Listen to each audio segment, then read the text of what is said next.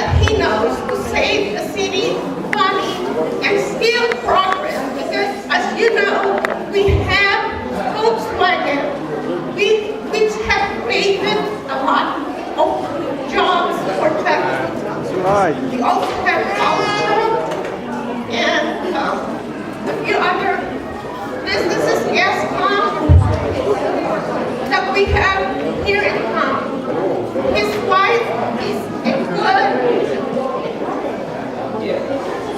seamstress. She made her own dress when we had the inauguration of City Hall. And I think it's still displayed at City Hall in his office. If you want to see it, you'll see how good a seamstress she is. So it's not just, these are things that you don't see on the internet or his violations. That's why I'm trying to give you introduce the mayor and Mrs. Lonnie's little film.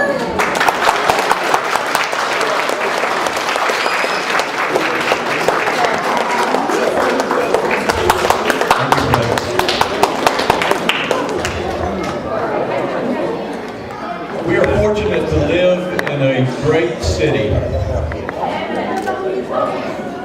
in a country that is a patchwork quilt of so many people from so many places. And working in government, I've had the privilege of talking to a number of groups representing people drawn from a number of different parts of the world. I first met Precious, I guess, a quarter of a century ago. Really. She was a very little girl at the time. No, she told me tonight she's worked for the city for 26 years, and I can remember meeting her the first time because the fellow who handled the finances for the office that I was in kept calling her Precious. And when she left, I didn't know her up until that time, and I said, was it appropriate for you to keep calling her Precious? And he said, that's her name. And so when I saw it written, I understood that, but she is a person who is appropriately named because she is a precious individual and has been a precious and valuable part of city government for quite some time. But we are a community that represents people drawn from all over the world. And I've had the opportunity to talk to groups that represent people from Asia, from Africa, from Europe, all over. And I was telling someone just the other day, now with Volkswagen here, which is a German company, and they have brought people not just from Germany, from all over the world because they're an international company.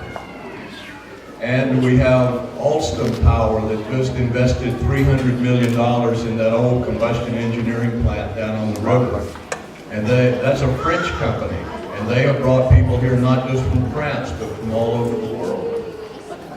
And so someone the other day, I was talking, we're in a fortunate time when people are coming to Chattanooga from news capitals of the world and asking us how this little community in the southern United States is doing so well when other communities are struggling. And I know that we have our struggles as well. We have unemployed people, we have foreclosures, and we have all of that, but certainly not to the same measure as you see in many other communities. And so we are frequently in the headlines of a city that's doing very well.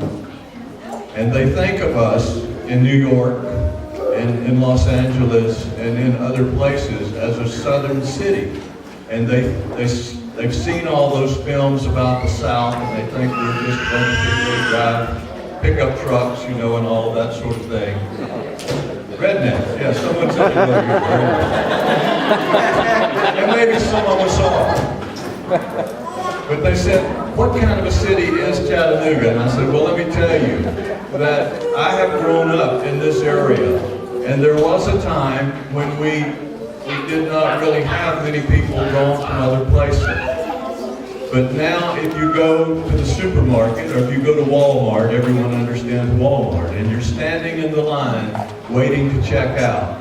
It's like a meeting of the United Nations. You hear every language in the world in the line. people talking to their friends and relatives and neighbors and so forth. So isn't it wonderful? And isn't it wonderful that we have organizations such as this, which represents those people who have a unique culture, in this case, the Filipino-American culture, and preserve elements of it and weave it into the fabric of this community in a very special and unique way.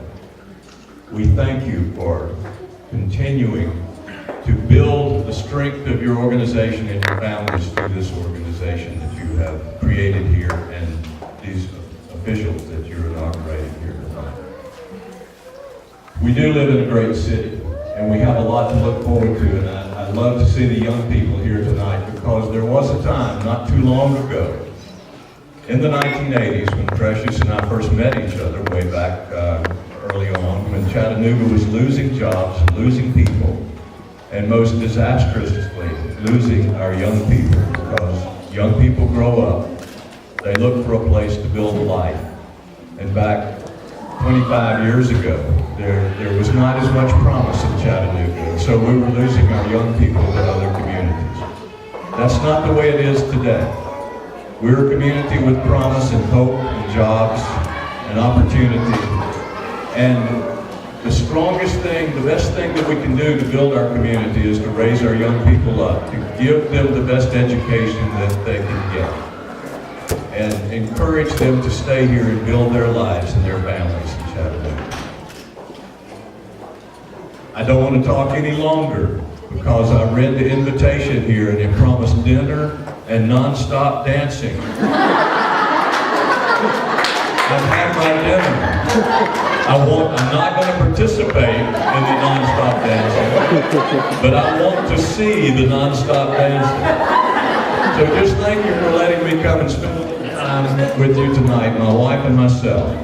And we look forward to the continued growth and prosperity of this organization and all the Filipino-American families that make up such an important part of our community. Thank you very much.